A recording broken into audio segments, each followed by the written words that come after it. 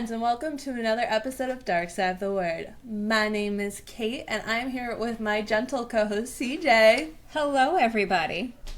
I use the word gentle because I need her to be gentle today because... Okay, I was wondering what that was going to be. It was a little bit of a weirder adjective this time, but I'm like, I'm just gonna move along, but okay.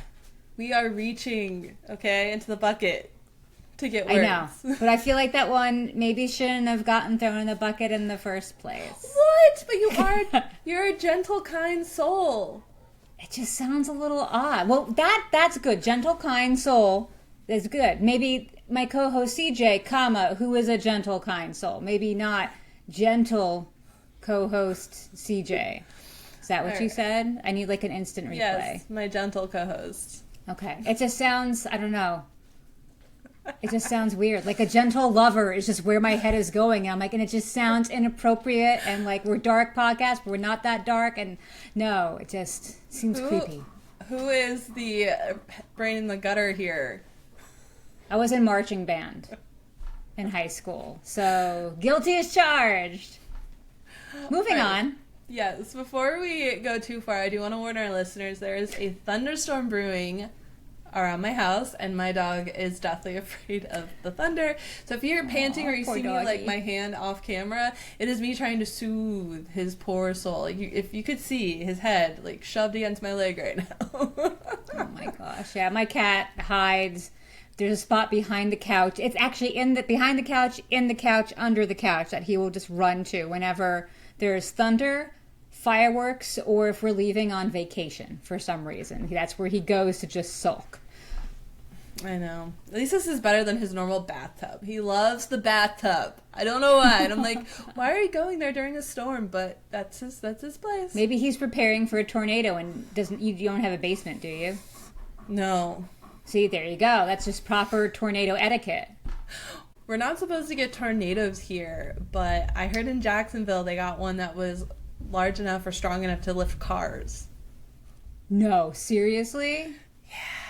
That is fucking terrifying. Yeah, one of my great fears is a tornado, and they started coming into South Jersey, and I live in North Jersey, and I'm staying in North Jersey for many reasons, but yet another strike against South Jersey listeners, I'm sorry, but just, you don't need tornadoes to make it even worse over there.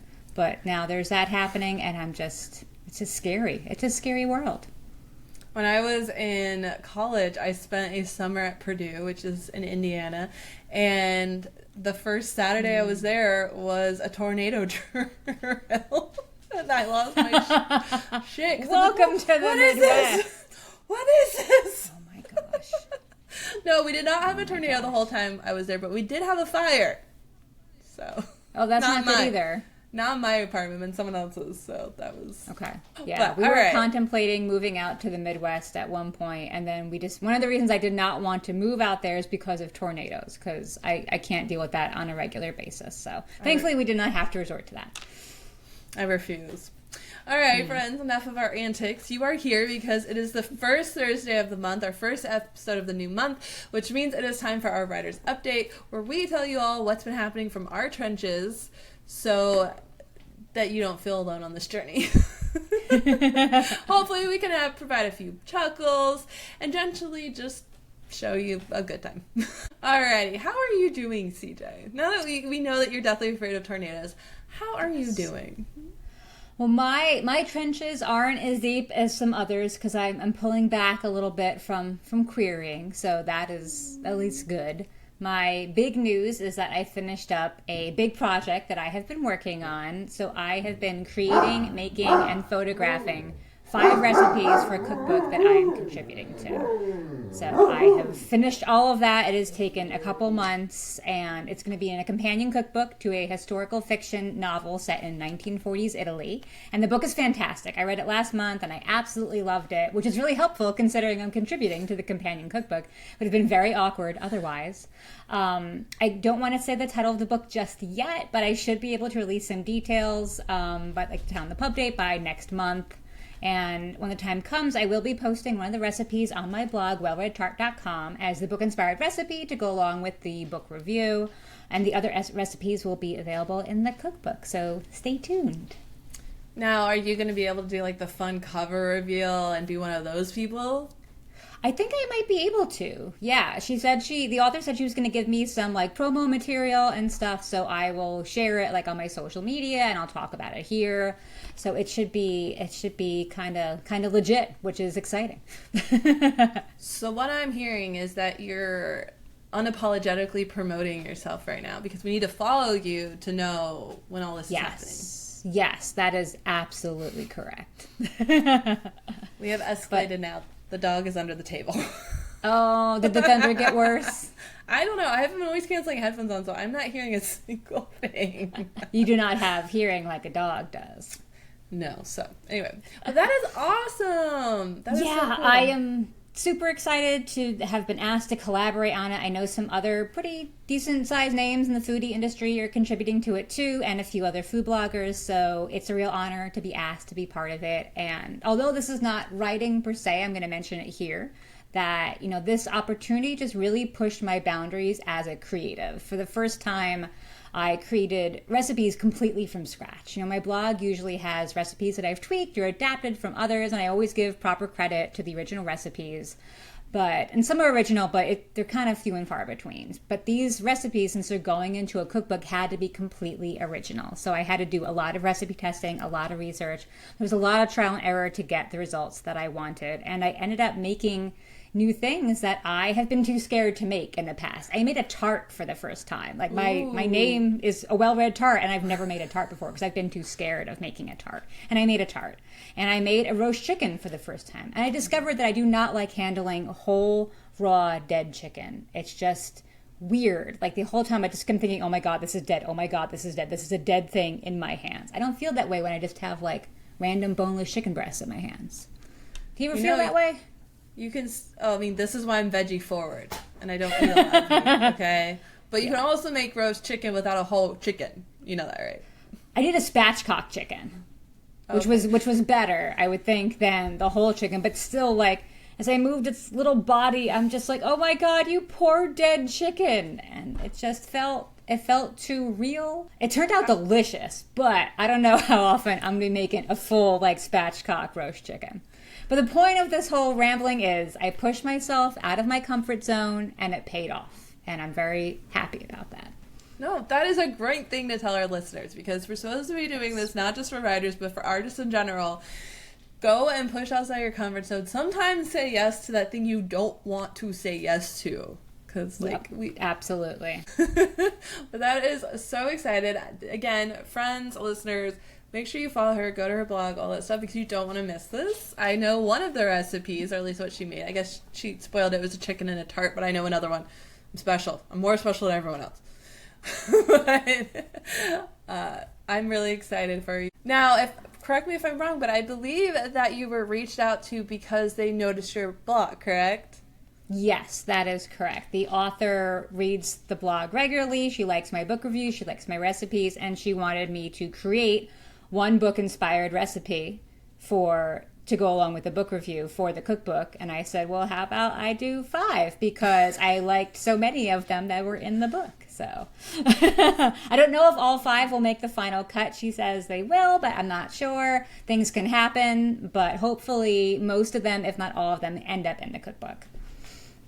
That is exciting. I'm so proud of you. But this is showing that, like, other things and other places that you put your energy that may not be directly related to, say, your thing that you want to be in art can still lead to connections or other things as well. So it's just make sure to, like, branch out and not be afraid. Like, CJ did this thing. She's always known for making recipes to go with her book, and now this is fruition into something else.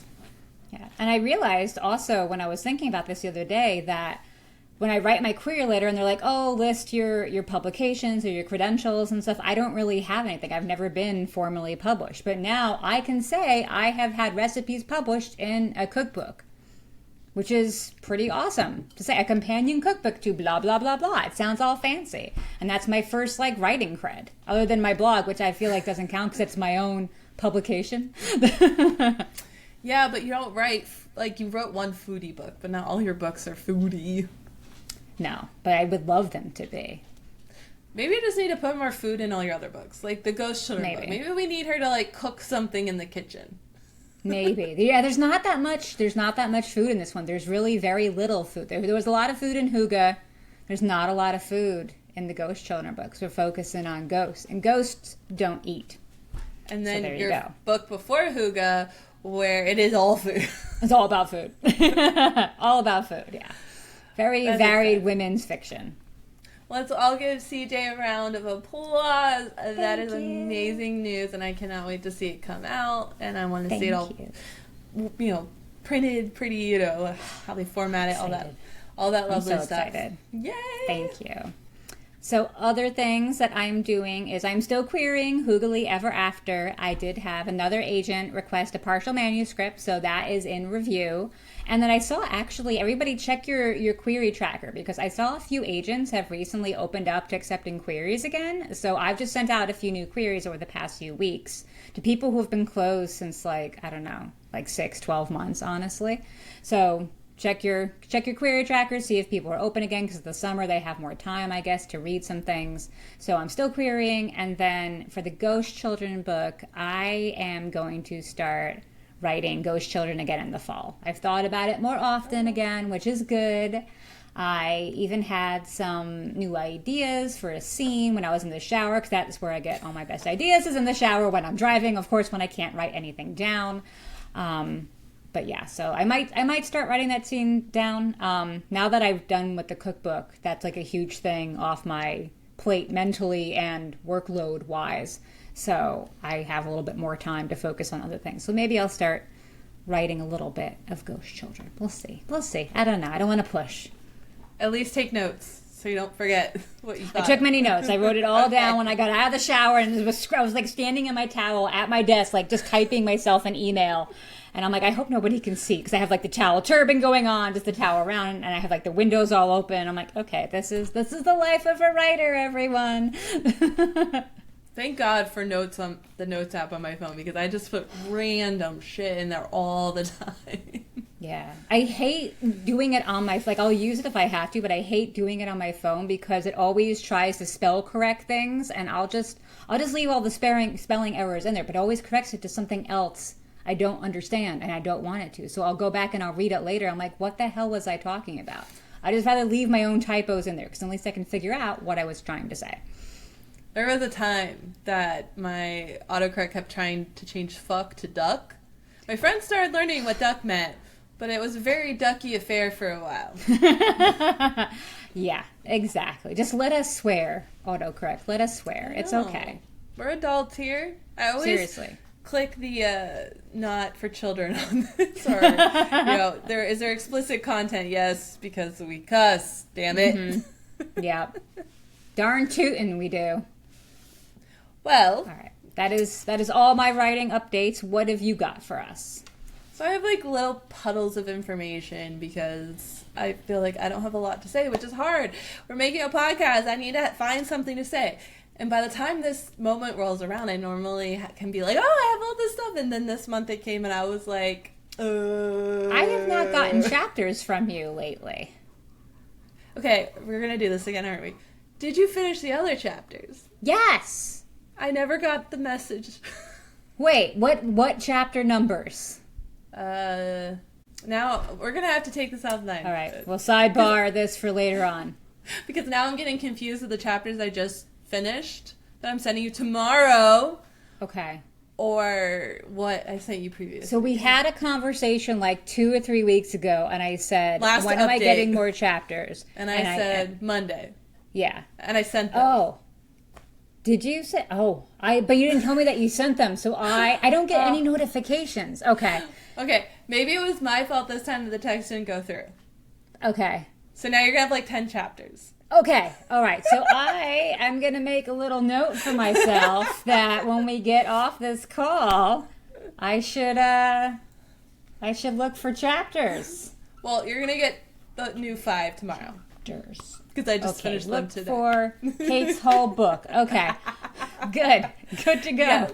So, and that's a great transition. Thanks, CJ. Because one of my puddles of information is my excited talk of that I am about to hit 70,000 words on Saving Goodbye. Nice. I'm very excited. I have another friend who keeps messaging me when I'm going to self-publish the original version of this book, and I'm just like, honey, I love your support, but honey, that was bad.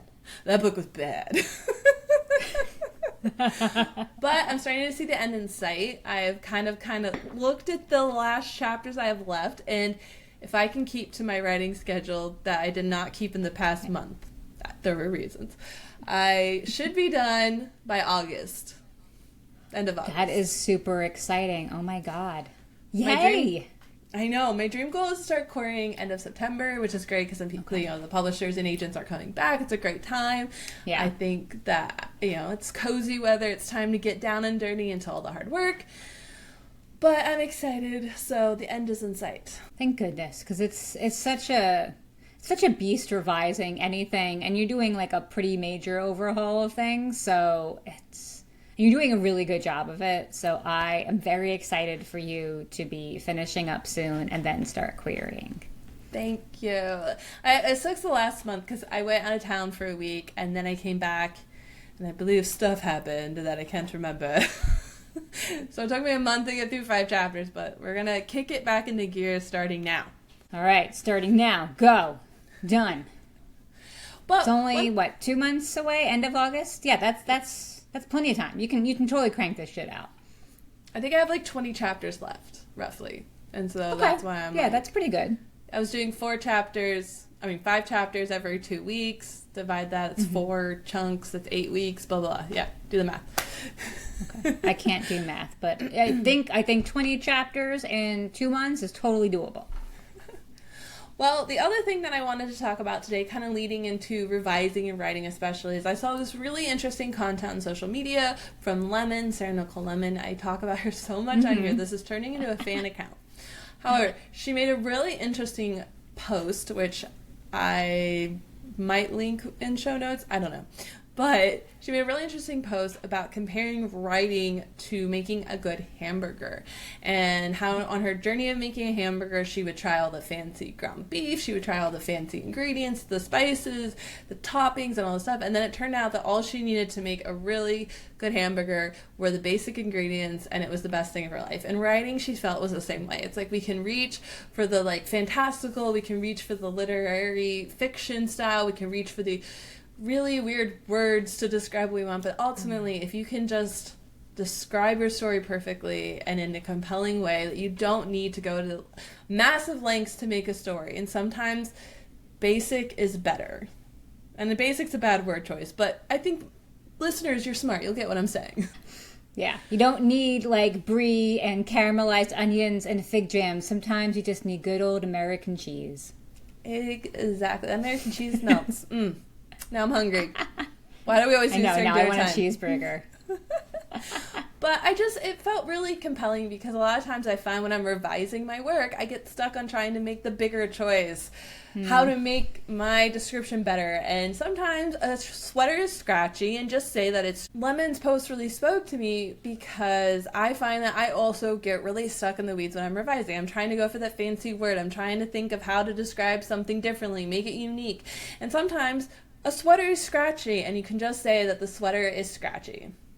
Totally true. Yep. And we all know what that means, and it gets the point across, and you don't need to be fancy about it. I agree completely. Now, I'm still going to hate on the person that got mad at me for saying small stones on someone's feet at a beach, because I specifically didn't say sand because there's no sand on Washington beaches, and they are small pebbles. Okay? That was not me trying to be special. That was me being accurate. Good to know. I remember getting this big red, from one of my beta readers, get this big, huge underline. Just call it sand. I'm like, it's not sand. It's not sand. I was just like, was that me who did that? No. I feel like I wouldn't do that. No, that's why you were no, it wasn't you. I'm like, what a funny thing to do. No one would ever do that. No, but in that case, I needed to be different. But anyway. Yeah. But friends, if you love what I've been saying about Lemon all this time, you're really interested in her new book, go follow her on social media because she puts out this kind of content all the time. She breaks down the industry all the time, and she's really encouraging for some of us just normal people that don't have fancy MBA and MFAs or whatever. Yeah, we're just trying to be heard. Okay, story time though. Here's a funny story for you. When I was in college, I had to take a technical writing class, and it was written by a grad student, or it was run by a grad student. She taught the class. And at the end of the class, when we were all done with her, because she was a biatch, okay? Side quest story. I ended up running into her 7 years later at my local college's, like, bar, like, in a different state, in Washington. At the Gator Bar in Washington, I ran into her. Anyway. But, so at the end of the class, when she was, like, congratulating us all to be done, she's like, yeah, and you guys can say that you survived an MFA. What? Motherfucking asshole?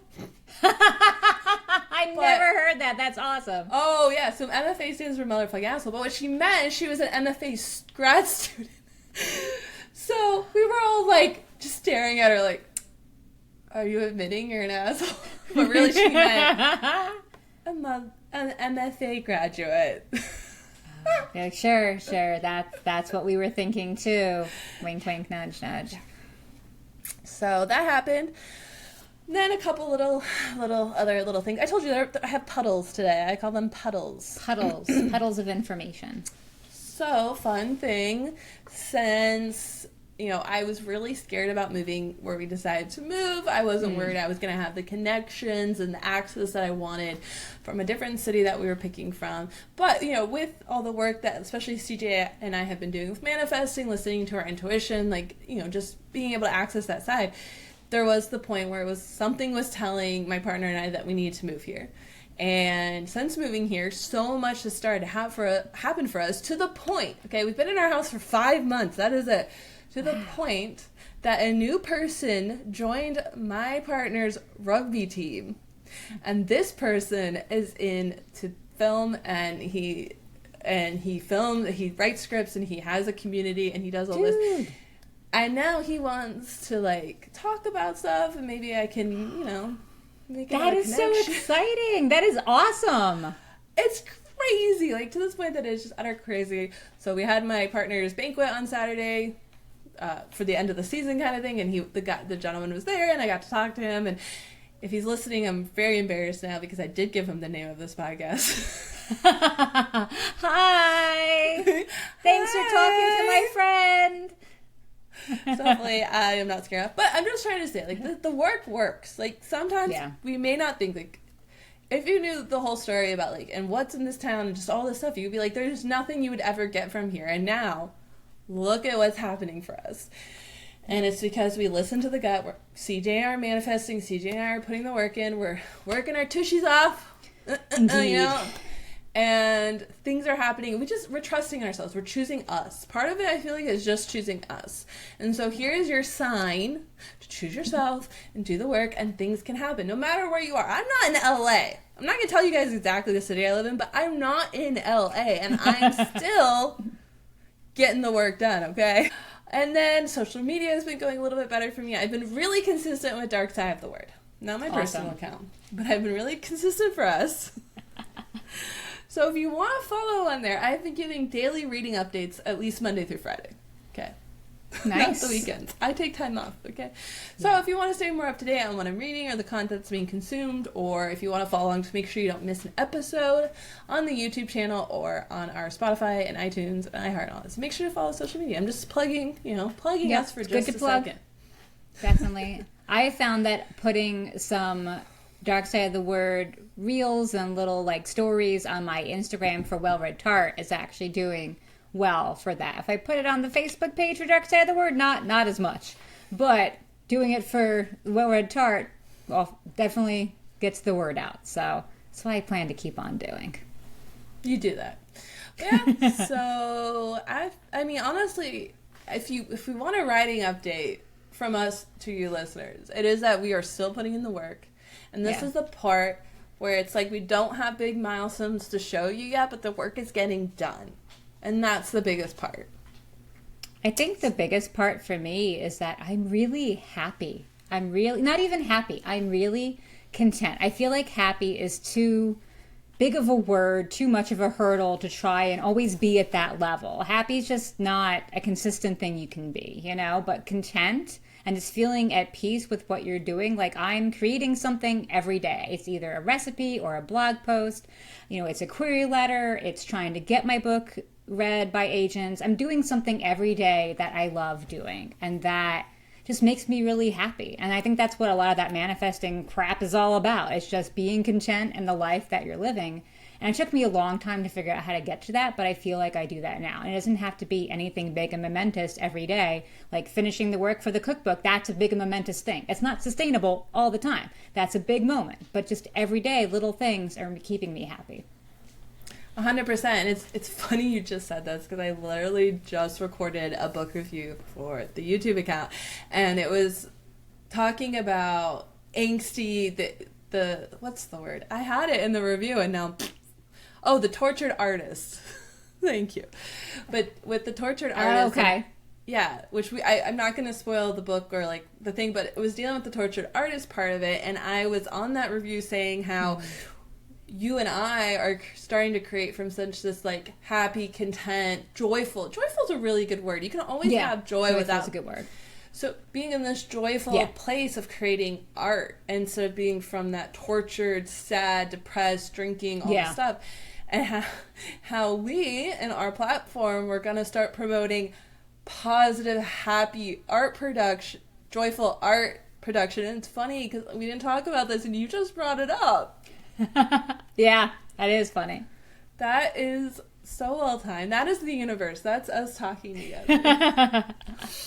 And to add on to that, two things that I started doing daily that take just a little bit of time that I've noticed like a huge shift in like my creative ability and what's doing is every morning I wake up, I write like or think 3 sentences of how I want the day to go, kind of like in manifesting for the day. So I'll be like, hey, I know I have a lot of stuff to do, this massive list. So I'm going to sit here and I'm going to ask for the energy to get it all done without the burnout. Or I'm going to ask for the focus to be able to accomplish what I need. And I've noticed a change with that. And then right before I go to bed, I think of what went right today. Not that they were good, not the happy moments, not the gratitude moments, but like what in my day went good. So it can be such as, you know, I got to take the dogs for a walk, or I made this really healthy meal for myself, and that's what went right today. And I'll say a couple of those. I always do it with my partner at night because we're cute and it's our thing together. But even just doing those little 2-second actions every day, I've seen a shift in my energy levels, in my approach, in just who I am. Like there's the J word, the joyfulness. Like I feel and reside in this contented, joyful, positive place now. And with that, I feel so much more open and have the energy to create art. Yeah, definitely. You know, when I was querying Deserted, I don't know, like 2 years ago now, and I wasn't getting any replies, or I had gotten 2 replies, but they weren't the replies I wanted. Like, I was really depressed. I went into a huge depression. That's why I couldn't write Hoogly Ever After. And, you know, now I'm in a different place, but I'm still querying another book, and I'm still not getting the results that I want to see, which means an agent and a publishing deal. And yeah, I'm ticked off some days, or I'm upset some days, but I'm not letting it just bog down every single aspect of my being. Like, that's not the reason I'm not writing Ghost Children. I'm not writing Ghost Children right now because I need a fucking break, you know? But it's not because I'm too depressed to write. I'm actually really happy and want to go live my life. So it's definitely been a shift, not always concentrating on the tortured poet, tortured artist, you know, stereotype, and not living that way. I just want to be content in what I'm doing, whether it's successful or not successful. And I know you said this earlier, but just because you're not working on Ghost Children doesn't mean that you're not, like you said, still working on stuff. You did this cookbook stuff. Yeah, you're doing your blog. You're querying a little bit here and there. You're still being productive without just specifically writing. Which, it's funny. Guess what I just got from the library? What? I got my slow productivity book. Yay! Oh, I've been thinking about that book again because the more I think about it, the more I really liked a lot of what it told me now that it's had time to like sit and marinate a little bit. I need to fit this in somehow. Add that to the list. Yeah, right? Well, maybe I can convince myself that I need to read it for here. So next writing update, we can maybe talk about it a little bit. We could do that. I will read my notes so I can refresh myself on everything. Awesome. Well, that is everything for me. Maybe we'll just keep this one short and sweet. Make up for last episode that was like an hour long. That's good. That's everything I wanted to talk about. I think we can sum up today's episode with being just like, keep at it. You know, stay positive. We're here. We're working. Join us in. Keep the work up. Yep. But I wanted to remind y'all, don't forget, this month's book club is How to Survive a Horror Movie. Wait, sorry. How to Make a Horror Movie and Survive by Craig DeLuey? Is that, how would you say his last name? DeLuey? Sure. DeLuey. I would say DeLuey. I don't know if that's right, but that's how I would say it. Also, after announcing this book club, I realized this is the same author who wrote episode 13. Yes. I didn't want to point that out to you because you already like, let's read this book. And I'm like, okay. No, this is your suggestion. Is it my suggestion? I get this one confused. There's another one. Is it by Paul Tremblay? There was another horror movie book that came out around the same time, I believe. Is that? And it has like the same type of font, and it's also so I get them confused in my head. Yeah. So if you still need to get your book, you want to join in, use one of our affiliate links below for bookshop.org to, we get a small kickback at no extra cost to you, so help us out. But we're really excited to join in. We want to start the conversation. But anyway, friends, thank you so much for listening to The Dark Side of the Word, a dark podcast for all the dark story lovers. Please, if you like this video, make sure to subscribe and give it a thumbs up. Tell your friends about it. You can also find us as a podcast on Spotify, iHeart, Apple Podcasts, and all of them. Make sure to follow along and also to see their stuff. Okay, bye. Bye.